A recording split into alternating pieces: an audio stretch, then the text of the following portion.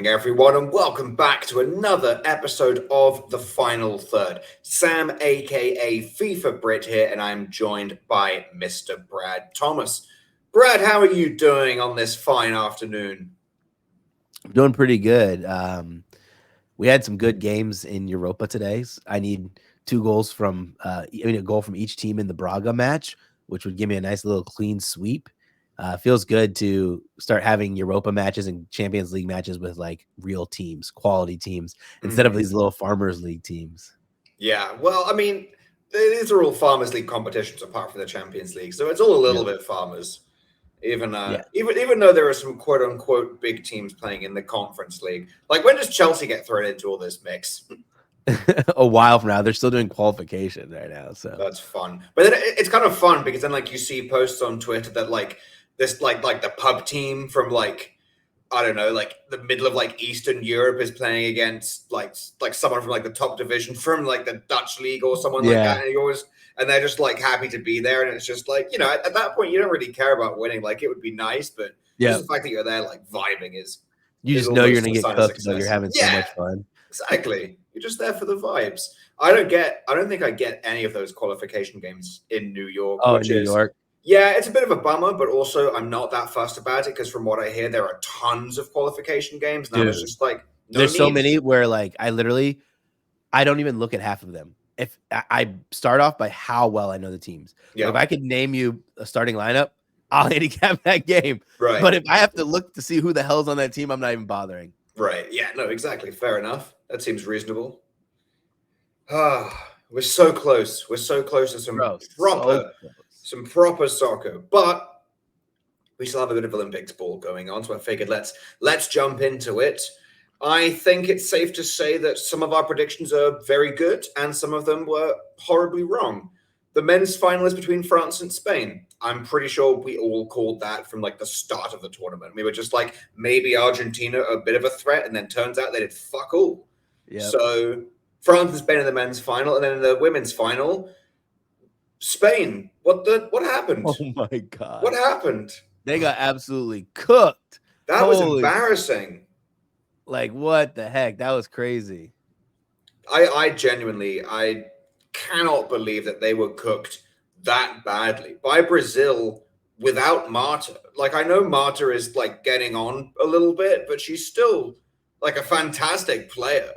Yeah. But she was suspended, and I was just like, okay, exactly. Spain were like what, like minus 300 money line or something like that, something ridiculous. And to qualify was like minus 500. It was like gross. Yeah, crazy. And then it was 4-2. They got and like both of their goals came right at the very end when it was basically done. They were down what 3-0. It was embarrassing. It was bad. It was so bad. And like, so I said I was taking Brazil +1 because Spain concede all the time. I forgot to lock the bet in. And I was like, no. Oh my gosh, they scored. And I go, like when you go check your bet slip. Yeah. I was like, oh, did I forget to put that in? Yeah. That's so annoying. And you know what? Half of the goals were completely preventable. I mean, I don't understand what they were doing. It was a horrific mistake by the goalkeeper. And that just kind of set the tone. That just established a tone of just pure bullshit for the rest of the game, basically. And then I think it was the third goal that Brazil scored when they just gave it away stupidly in midfield, and then the goalkeeper was just like completely caught and just didn't know whether to charge or whether to stay in the goal, and then just kind of like half-assed like a come out and then go back again. It's just like you have to pick one, and it should be charged. Like you're supposed to charge in that situation, and it was embarrassing. It was really embarrassing, but what was really nice was Spain hit their corners. I don't think the books knew what they were doing. Oh, they got so many corners. They went down a goal. And then they had Spain's first half corner total set at 2.5. And I was like, what? Okay. Yeah. 5 minutes later, I think they must have thought like, I don't know what they thought, but Spain, they made it 1.5. I took that. And then at halftime, when they already had 5 corners, they made their total 9.5. And I was like, okay, I took that. Yeah. And then I took 10.5, and I was like, all right, I'll stop there. I could have kept going because they finished with 14. I know, absolutely crazy. So I saw the corner count, and I was just like, God, I hope that made Brad happy. It made me so much money. It was good too because I was going to Disney Springs, and like, so I unfortunately couldn't like put it in my chat or anything because I was like, literally, I would drive and then I'd be like, oh, red light, boom, boom, boom. And I was like, oh crap, we just made all this money. So I like bought my daughter some stuff from the Disney World store. I was like, awesome. this is courtesy of Spain Corners. Yeah, I love that. That's honestly, that's like one of my favorite things to do, just like with profit. I could continue to like really like aggressively grow my bankroll, but I'm at the point now where I have $100 units and I'm just like, I don't need bigger units than that. Yeah. I'll just pull profit, and it's just so awesome to be like, yo, I bought that with this bet. Like it's just like, oh, my Man City shots on target. Shit, that paid rent for the month. Awesome. Like it's so much fun to be able to do that. Yeah, it's like the best thing. That's why I can't wait for the league to come back. Like these leagues come back. That's when we really make money. Yes. I was so excited, not to like hop ahead because I do want to do the Olympics, but FanDuel posted the Community Shield on FanDuel in New York. And then I've been waiting for the shots lines to get posted. And then they posted them this morning. I think it must have been early last night. And I was just like, let's fucking go. I can start shopping on my first half shot. And then you know what happened? They fucking pulled the entire game. Oh no, that's brutal. And I checked other states like through like the web browser version where you just change like the state abbreviation so you can go and you can't bet it, but you can at least see what's being offered. And it's offered in other some states. It also got pulled in, so it's not just a New York problem, which is good. But even like New Jersey, which has everything, the game is still there, but the shots tab is not there anymore. So I'm just hoping they add it back, preferably soon. But it was just like that. What a fucking blue balls cock tease! Like to like put it there. I'm getting ready to go through it. I stop looking at it so I can look at the third place game, and then I go back after the third place game because I was pissed that Egypt did fuck all. And then I was just like, where the fuck did they go? And all I did was lock in a bet on Kobe Mainu. I did Mainu 2 first half shots for the vibes because he was an absolute wagon with that in the Euros. In the Euros, yeah, he was. That's we'll see. But before we talk about Community Shield, let's do Olympics. Let's start with the men's final because I think this is the one we're really excited about. It's basically exactly as we drew up, France against Spain. I'll kick it over to you, Brad. How do you think this game is going? Interesting lines, by the way. Because I thought Spain would open as favorites, and I did too. And like plus 120 just to win it. I don't know if you saw the line at the Open. But money has come in on Spain big time. Yeah, I'm annoyed. Again, annoyed I didn't lock it in at the time. I think I just assumed this is stupid. I just assumed that Spain would be favorites. I was like, I understand that it's being played in France, but like Spain have looked absolutely ridiculously good. Yeah. So like I just assumed they would be favorites. And then I checked on like Wednesday, I think it was, and they were like plus 130 or plus 135. And I was like, fuck, I should lock that in. And then I forgot to, and then I checked later and it was like plus 118. And I was like, motherfuckers. Yeah. And I didn't take it because I remember I have Spain to win the tournament. Right. Yeah, you're already in. You've got it. Yeah, so I'm already in. And I was like, I assumed France would be the underdog. So I was like, well, maybe I'll put a unit on France at plus 110. Yeah. And then I'm just chilling, you know. I win 0.1 units or I win 1.8. And didn't work out. I actually think it's kind of surprising. I took both teams to score in this match. It's a final, so I wouldn't be surprised if it ends 0-0. But I just don't see a world where Spain keeps Mateta out the way he's playing. He's so good. This Spanish team with Fermin Lopez is playing absolutely phenomenal too. So I think we see like a 1-1 classic. And it's funny, and all of the lines suggest that that's probably true because if you look at the total, it's set at 2.25. But if you look at both teams to score, it's juice, you know? So they probably think 1-1 is like the likeliest score. Yeah, I love it when that happens. I could definitely see 1-1. But yeah, I mean, I already know what I'm doing. You know, I feel like people call me predictable, but it's just like, why don't overthink it? It's gonna I know what I'm doing, and it's gonna be Mateta and Fermin Lopez to score. Yep, easy. Like why deviate from that? Why deviate from that? They're both absolutely killing it. I would take an Elise assist, but I don't think I can get it in New York. I think I think Bet Rivers has it, but my limits on Bet Rivers are $1.14. So it's like, ooh, thank God. Thank you for that. That's funny. Yeah, it is what it is. But yeah, I mean, Elise assist, Mateta goal, Furman Lucas goal. I think it'd be really hard to go wrong with that. Yeah, that's like you said, if it's not broke, don't fix it. I think that's something that I was gonna take Mateta for sure, but now that you're saying now you're taking Lopez, I'm gonna take the parlay as well. Yeah, I'll probably take them both straight. I need to shop around the odds, but yeah, like, because as long as you keep listing them at the odds they're getting listed. I mean, Furman, like, he's a midfielder, so he keeps getting listed at like 3-1, and it's just like, yeah.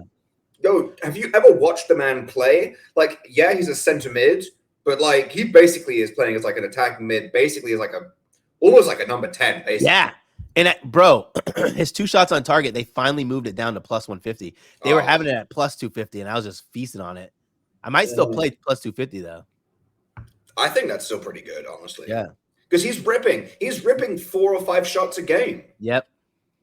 And he'll shoot from anywhere too. Anywhere. That's what I love. And he's real accurate too. Yeah, it's great. That's what I love about the guy, because in general, I love guys that will shoot from absolutely fucking anywhere. He's one of them. And it's like, I don't know. This is an oddly specific comparison, but it's like when you have like a band that you like that's like really low key, and you see them at like a small venue, and then as they get like more popular, they're playing bigger and bigger venues, and you're like happy for them that they're like succeeding, but you're also like, damn, I kind of miss when they were playing at like small venues. It's kind of harder to get like a good experience now. Same thing with players that I like hit like when they were like really like a proper buy low, you know. Yeah. Like I was betting Furman Lopez first half shots, and he was getting more and more tick for Barca in like the last third of the season, like April, May, when it was basically wrapped up. Yeah. And his 3 first half shots were like 25-1. And this guy would shoot from anywhere. And I hit that a couple of times. And he was so reliable, because he pulls up from like 30 yards out, and it's beautiful to watch. And then I think by the time the Liga was over, that shit was down to like 4 or 5-1. Now, I don't think it's going to open there. Yeah. At least I fucking hope not. I hope they keep pricing him as a center mid, even though he doesn't play like one. But we will see. Long story short, the guy shoots a ton, and I love him. Yeah, you can't even play his shots in this game. That's a bummer. It's like 4.5. There's basically no shots available for me in New York. I don't actually think it's available anywhere. Two games ago, he was 3 shots. Listen to this. Plus 105. That was it. Yeah, I think I've seen it on 365. I think no way. Yeah, no. I mean, like, fair enough. I mean, I'd love to see what he's listed at now. I got to go check it out and see what 365 put it up as, even though I can't bet it in New York. It's a real bummer. Let's see. It's probably outrageous. I mean, even if his line's at like 3.5 shots at plus money, I'd take that. Like, he's still shooting a ton. I mean, ideally the line would be 2.5, but if it's 2.5, I might just go to Jersey and take it, because he rips shots. All right, the magic number is. What do we got? No way. What? No way. What? Hit me with it. 3 for plus 200. For 3 shots? Yeah. Huh? Wow. Okay. Say less. Wow. That's sick. I feel like we got to do that. Yeah. I genuinely might hop on the path to Jersey, because then he'll just pay it back right away. Like, it's not like France have been brilliant defensively. No. Well, they've been decent, but not brilliant. Not like amazing, and they've been allowing a ton of shots too. Like, exactly. And you know what? From distance, like Furman shoots. Yeah, I'm gonna take that. That's a great price. So at the end of the day, who do you think is actually going to win? Spain, I'm assuming. Spain. I think Spain's gonna win. Fair enough. Like France, like I was saying this, I think I said this on our last show. France had the advantage of being bigger, faster, and stronger than everybody. But if you watch them play, like, they're not that great tactically. And now they're going to play against a really sound tactical team. I think that it's going to be interesting. I love Henry, but his managerial career has not been brilliant. No. So I kind of feel like, you know, even if he wins the gold, I'll be so happy about it, and I will be sure to let Twitter know that I'm very happy about it. Yeah. But he's being carried by the talent, and I think it's pretty clear. It's pretty clear. Meanwhile, Spain put such a massive effort on like their coaching and their tactics. Like, I'm pretty sure the manager of like the senior men's team that just won the Euros was their like under 21s manager like a year or two ago, I think, right? Yeah. That's what I thought. That's such a good, like, you train the players when they're young, and then you bring the coach up if the coach is performing well, obviously, with those guys as they move from the under-21s into the senior team. It's a very good, very well organized system. And clearly it's paying off. You remember the last episode when I listed off all those tournaments that Spain are currently champions of. They're just dominating the senior, the men's and women's, and the youth level too. I mean, apart from the Women's Olympics, I suppose they are out of that. Yeah, it's I want to go back to the Henry thing. When we were watching that game and their last match, I for real legitimately was like, Henry's like asking things of his players that like they can't do or they're not doing it correctly. And it was like him jumping up and down on the sidelines. And I was like, yeah, he's getting exposed as a manager. And then of course he got freaking bailed way out. Yeah.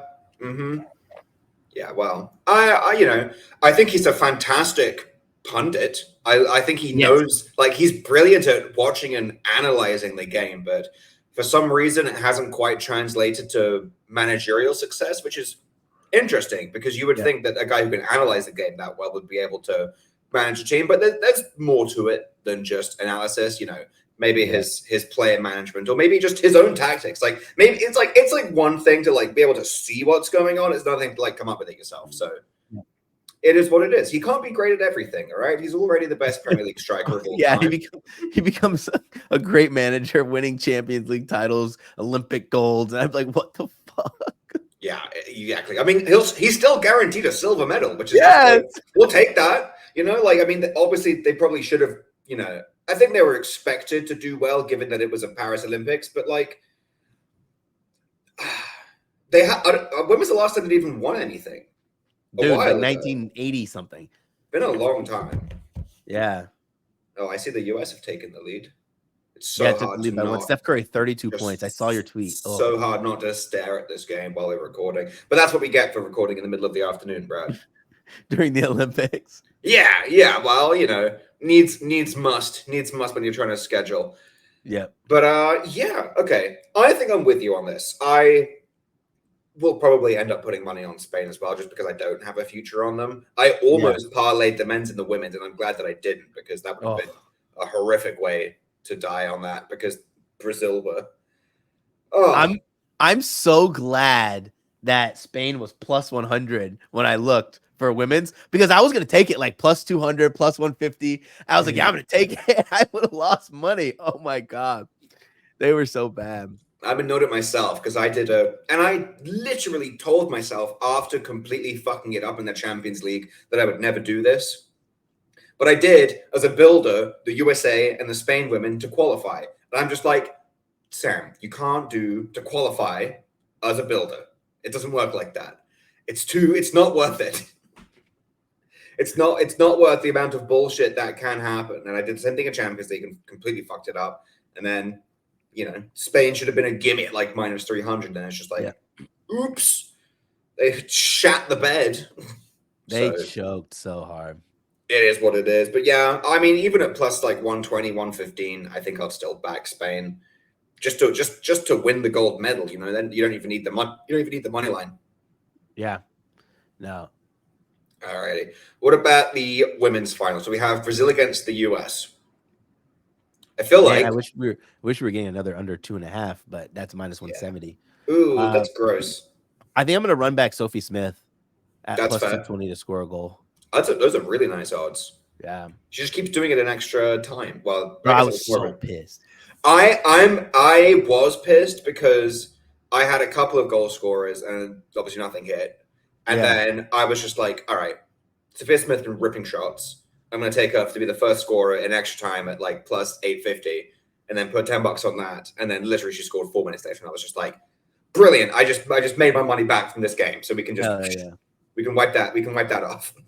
I had US to qualify after that. So I was like, at least I didn't get broke, but I was so mad. Yeah. No, that's a problem. Is there's always so much potential for just like a 0-0 game, especially because the US aren't like, I mean, apart from the game against Germany, they're not like racking it up. You know what I mean? Especially in the knockouts. Yeah. They're not putting up a massive like score in the more like close, closely played knockout games. they kind of did their stat padding in the group stages, and then the last 2 games have been pretty tight.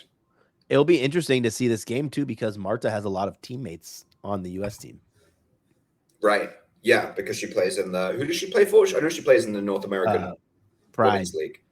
Oh, right. Oh, she plays up top with Barbara Banda. Yeah. Oh, my 2 queens. They're both so good. That is unfair. I haven't looked at the. What is it? NSWL or NWSL? Something like that. Yeah, I haven't looked at the standings, but I'm assuming Orlando are a very good team because just having those 2 up top, I think is ridiculously good. Their team's stacked. You ever you'll check the game log on like FotMob after the game, and it'll just be it'll look like Suarez and Messi for Inter Miami. It'll be like Marta 4 assists, Barbara Banda hat trick and assist. It's just all right, relax. They're just ridiculously good. But yeah, I mean, so Marta's back from her suspension. I know Brazil appeals to have her back for the semi, lost the appeal. So they probably felt really disheartened. They were just like, okay, well, shit, we haven't got Marta playing Spain, which is basically just the Barcelona women's team. Yeah. What are we going to do? And then apparently win really easily. Yeah, man, she wasn't going to win the appeal from what I was reading because she couldn't appeal 2-game suspension. But it felt like that team put on for her, right? Last Olympics, we're going to show out for you. But I don't think Brazil's winning this. The United States got a gift, and I don't want to say put the horse before the wagon. Don't put the wagon before the horse. Cart before the horse. See, I knew you would know. Yeah. What wagon is this? Yeah. But I couldn't. I don't think I could realistically bet United States at -105. If it drops even money to win in regulation, I'll take it. Fair enough. I need to go see what this Brazilian striker is listed at. See, the problem is I can't bet it now because I don't know if she's going to start. They've even got goal scorers on FanDuel. Okay, well that's annoying. What?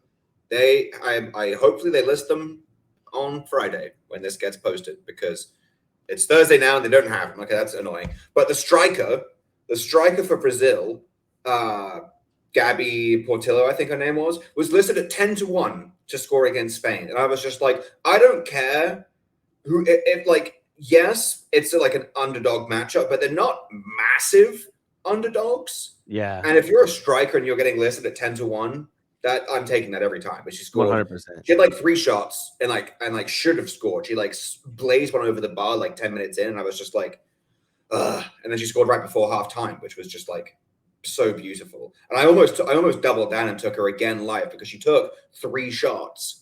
And then her price moved to 18-1. And I'm just like, yo, you can see she is a striker, right? Yeah. This is ridiculous odds. It's still the first half. You have to always. I should have taken it again. But I never like doubling down on a bet because I'm just like, I've got my action on it. If I liked it that much, I should have played it more. But then I guess game situations can change live. So maybe I should. Who knows? But I'll take the money that I won. Hell yeah. But if she gets listed at 10-1 again and she's starting at striker, I'm taking that. But yeah, Sophia Smith, if she's 2-1, take that. Yeah, Trinity Rodman, if they list Trinity Rodman above 3-1, taking that. She's at just plus 295 right now. Oh, that's close. That's probably worth it. And then I guess we'll see. I just hope we get goals. Yeah. But we'll see. It could so easily be a 0-0 or a 1-1 or something like that. Yeah, it could totally be a snooze fest. Yeah, that would not be ideal. But who do you think is going to win? United States. I think they're going to lift le trophy, grab the gold medal. They're minus 220. I would probably take, from a betting standpoint, I'd put plus 165. Fair enough. Yeah, those are nice odds. I also think America's going to win, but I don't think it's going to be easy.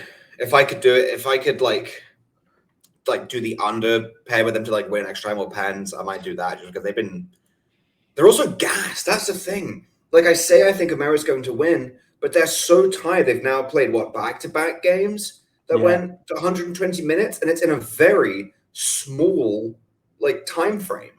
Yep. You know what I mean? It's such a small time frame. Which is it's bad on the legs. That's why they're all so low scoring, right? especially like when you see them get to like the 70th minute, you're like, oh my God, they are laboring. Yeah, and you should have seen, I mean, watching Sophia Smith in extra time, just like completely choked to like breakaways when she threw on goal. And you could just tell you're like, oh, yeah, her legs are absolutely cooked right now. It was like 110th minute, 115th minute, and she's just like literally 1-on-1 with the keeper, and it's just like she didn't know what to do with it. And I'm just like, that's rough. That's rough. Yeah. It is what it is. Hopefully they've had a bit of rest. I think that game gets played on Saturday, so there's a bit of time frame there. We get the men's on Friday and the women's on Saturday, which is fun. Yep. But yeah, well, that's the Olympics. That's the Olympics. Looking forward to seeing that. It's been fun, but I am looking forward to proper ball being back. Speaking of proper ball, let's talk the Community Shield, baby. This is some proper shit. And it's not like we know for a fact that City are going to absolutely smoke United, because even though Man U don't look brilliant, they're still they beat them in the last game that they played, and City are going to have a bunch of players out. They're still missing. Foden's not going to be back, at least if you believe Pep. But as far as I'm aware, these guys haven't even returned to preseason training yet. Yep. So unlikely they're going to play in the Community Shield. No Foden, no Rodri, no Kyle Walker, and no Stones. So that's a lot. Those are starters right there. This is so funny because you're just like, damn, I really have to wait for lineups. Yeah, it's a bummer because I was so ready to ladder Foden shots, because I think not the last game they played, but the game before that, he had about 9 shots against Man U. This is a revenge game too. Which is ridiculous.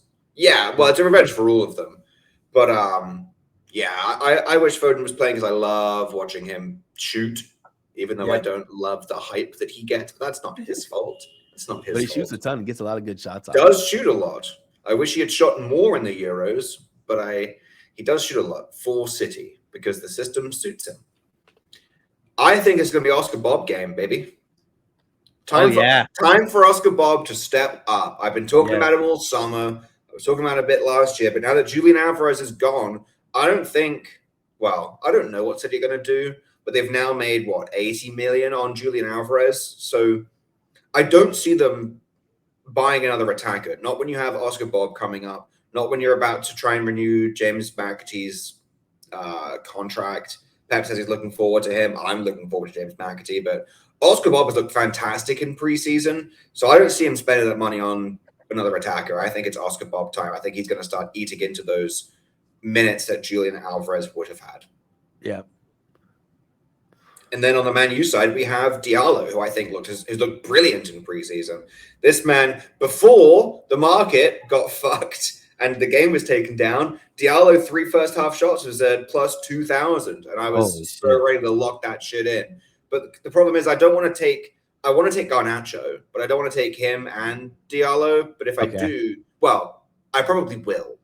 But I need the market back up so I can look at the prices, because I'm not going to do more than like a unit on that, because one of them will go off. Yeah, one of them will. But I just don't know how Man U are going to set up, because I tell you what, Rashford has actually looked quite good in preseason.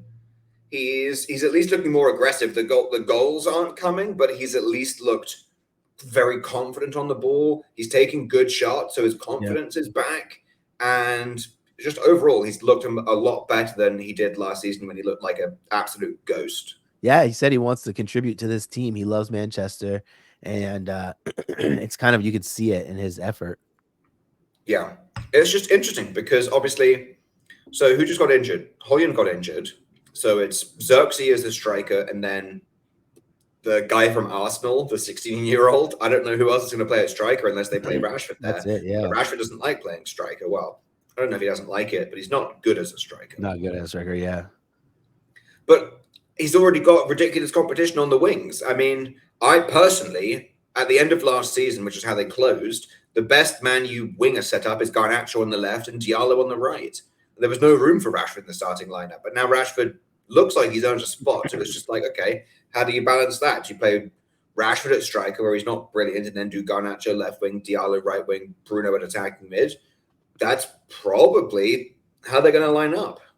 Yeah. That's probably the I think you're right. But they just have so many shooters. And one of them's gonna get two. One of them's gonna go off, and we're just and you just don't know who it's gonna be. Could be Bruno. Bruno's shot games are rare, but when he does, he takes so many of them. Yeah.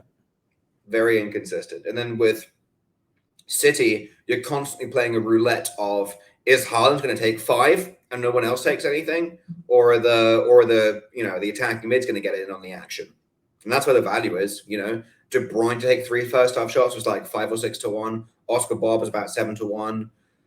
Bernardo Silva's always a long shot because he is the most pass first attacking mid I've ever seen. When he hits though, when you're on him, you're like, oh my god, that was glorious because the price was so nice. I know, I love it. Man is constantly like, what most people for City get listed at 3 first half shots, he's listed at 2 first half shots, and then his 3 first half shots is always like 20 to 1, and I'm just like, he'll do that probably 3 times a season, and you just have to be like very careful because you can't do it every game. You really got to wait for like when Haaland sits, for example. Like when I was always like, go to Bernardo Silva if Haaland and Alvarez aren't playing. Yeah. The same way I would go to Luis Diaz if Nunes and Salah weren't playing. Just kind of got to wait for those perfect times. And I hit it a couple of times, so it was worth it when that showed up. Yeah. But apart from that, my God, he's so frustrating. He could be through on goal and he would stop it and recycle it to the top of the box or into the edge of the 6. But I don't know if that's a him thing or if that's a Pep Ball thing. Probably a Pep Ball thing. Probably.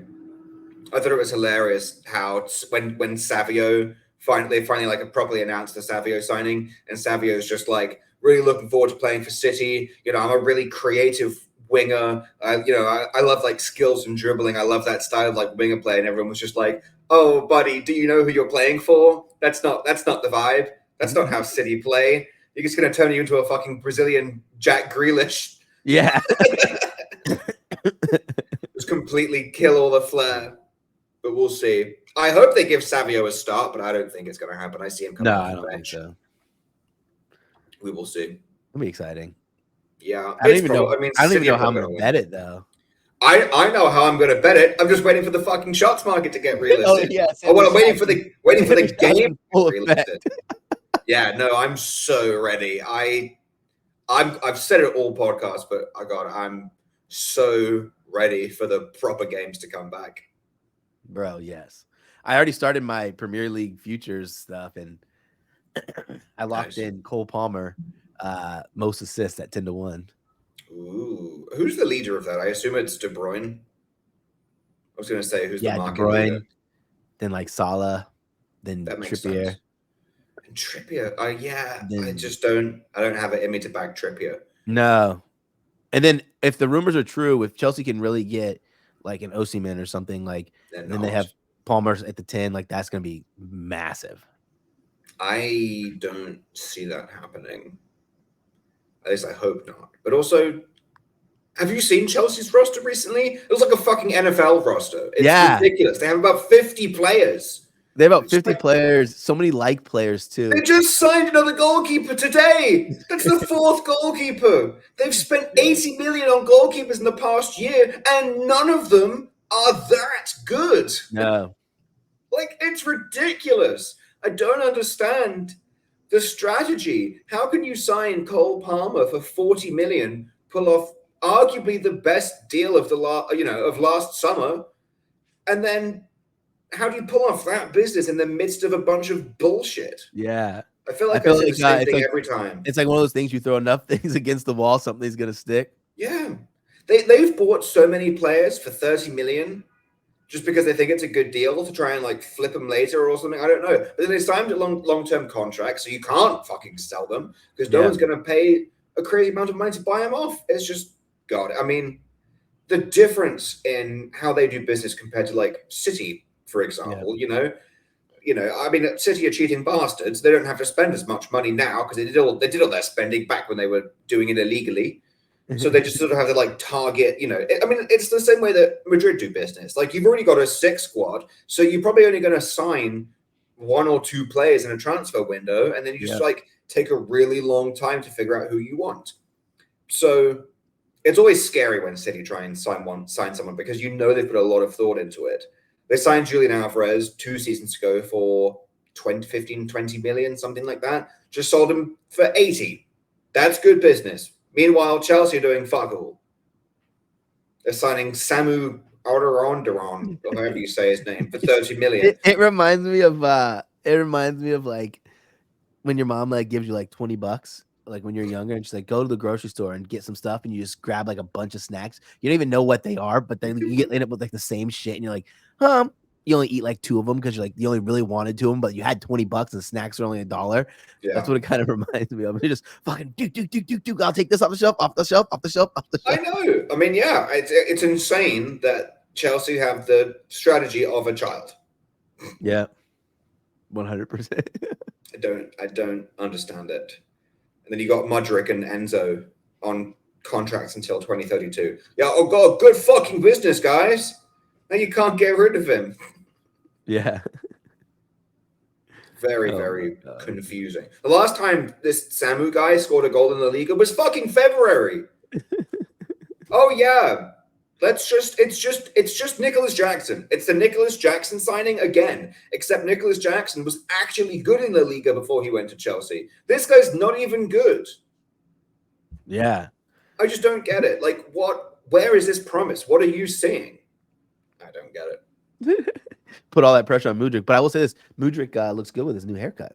He does. He looks like a fucking badass now. Can't argue with that. He's rocked up with it, with his buzz cut. Yeah, I was like, shit, that dude looks like a fucking badass. Yeah, he was posting black and white pictures with his like massive tats, like shirtless pics with his great big tattoos and his buzz cut, and it's just like, all right, okay, that's what I expect from Mudryk. All right, now actually show up at the game potentially.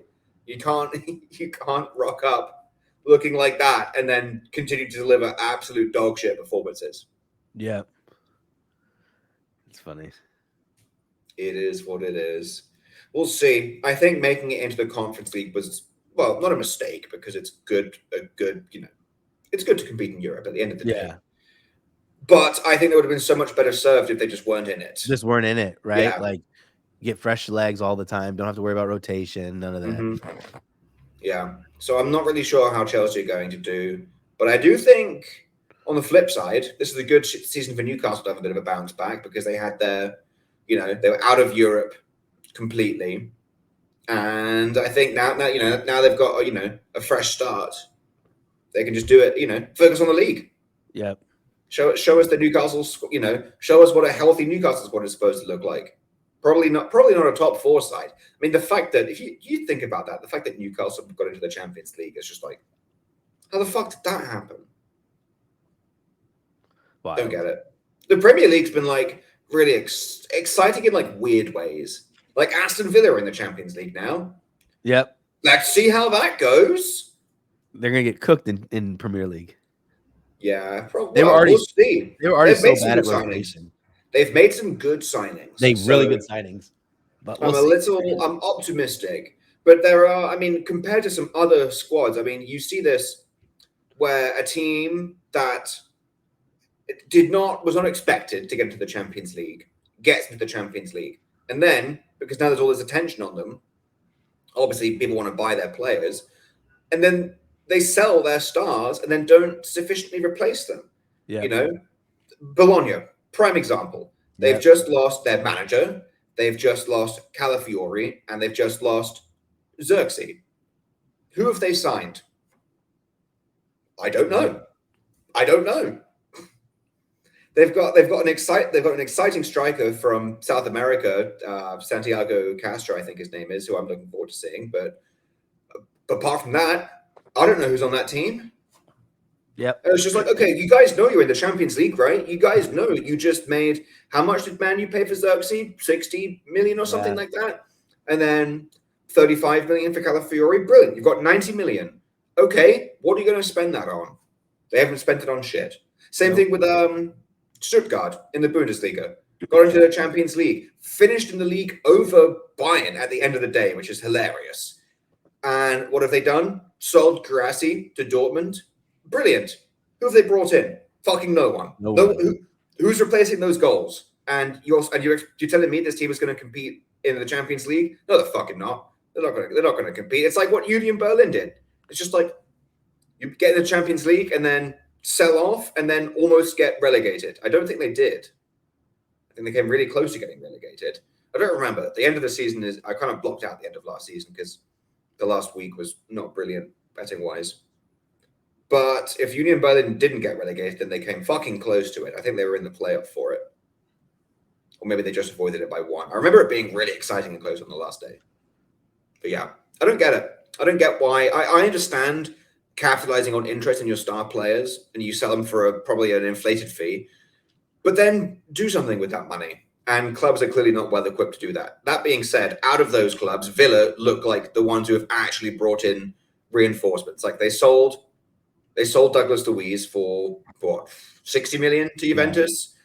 They got players in return, which is awesome. And then they've gone out and signed a lot of good depth options. Like Ross Barkley, is he a brilliant like game-changing centre mid? No, not really. But is he a guy that you can serviceable? You can play, brilliant. You know, if you need to play him in the Premier League in a game that, you might need to rest players because you're playing Champions League midweek, brilliant. Ross Barkley. They brought in Onana, which they wrapped up in like a day. Yeah. Who I wanted at Arsenal, but I will happily take Marino when Fabrizio Romano finally tells us that the Marino deal has gone through. Looking forward to that when that finally goes through. But they've brought in fantastic depth, and they were forced to sell Diaby to Saudi Arabia for 60 million. Yep.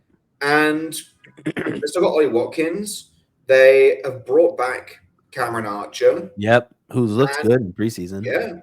And they're filling the gaps. They're doing what you should do if you need to sell players. They sold them, got good money, even got players in return from Juventus, and then went to plug the gap and also sign depth. It's just like brilliant. That's what you're supposed to do. Why doesn't everyone do that? Crazy. It's that simple.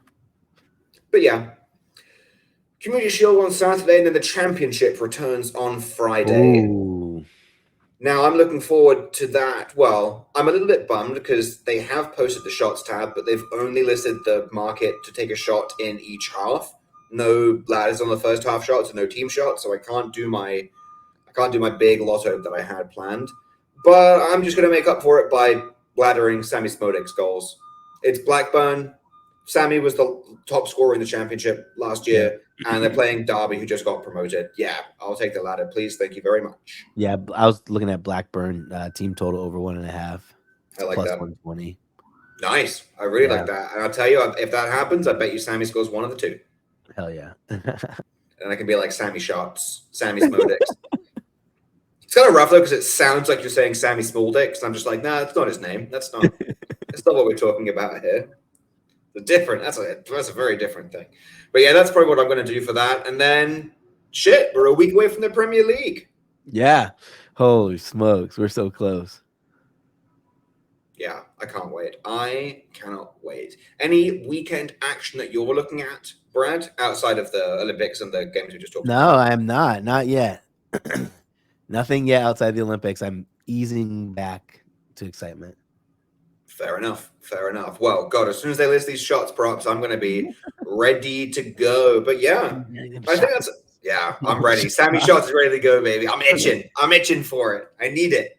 It's like it's like reintroducing cocaine to the Gold Boys community. It's just like because I was like the first one who started doing first half shots, and then everyone was just like, it's wild. I mean, the chat goes absolutely insane. And like at halftime, like the amount of people talking in the chat just like dies because everyone just like is like doing first half shots. And I'm just like, all right, guys, not everything has to be first half shots. Like you can't just like blindly do it.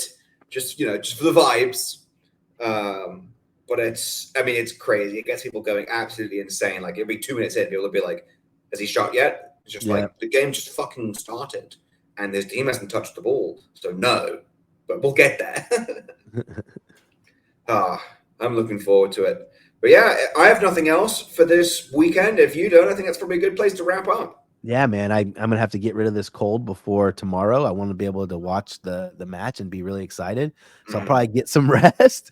Fair enough. Yeah, get some freaking sleep. Kids, man. God dang, the baby gets sick and then hands it over to me. Like I never get sick. I'm so mad. Drink some like honey tea or something. And take a nap. Oh man.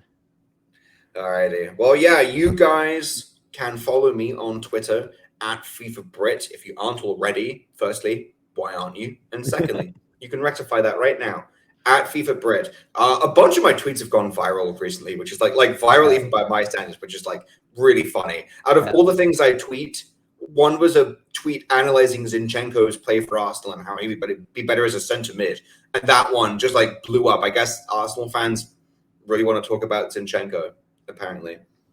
And then I had a tweet. I had a tweet today about the whole Noah Lyles shit, which which was so funny. It got people.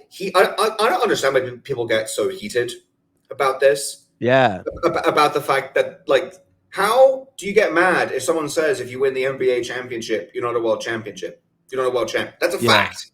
It's like everyone, like, and the amount of people who are just like, it's an opinion. You know, like, why can't you just like why do you have to be mad about it? It's just like, firstly, I'm not mad about it. I'm just stating a fact. You guys are mad about it. Yeah. And it's just, I don't get it. I don't get it. I've tried, and I've explained it so many times. The amount of Americans who are then subsequently surprised that the winner of the Champions League isn't called the world champ. They're just like, but it's the best tournament. I'm just like, that's irrelevant. It doesn't make a fucking difference. It's a European tournament. You're a champion of Europe. NBA is an American and Canadian league. You win the NBA, you're a champion of America and Canada. That's how it works. It's so simple. And then everyone's just like, ooh, but like the NBA champs could beat any other team in the world. It's just like, no one fucking said otherwise, dude. Everyone respects the champion of the NBA. Like, no one said you guys aren't great. You are. No one's saying that's not true, but you're not a world champ. Simple. Not to delve into it massively, but it's a fact. And I will die on that hill. It's a literal fact. People view it as like an insult. It's just like, no, it's not an insult. You're still very well respected. Just relax. It's okay. America is not the world.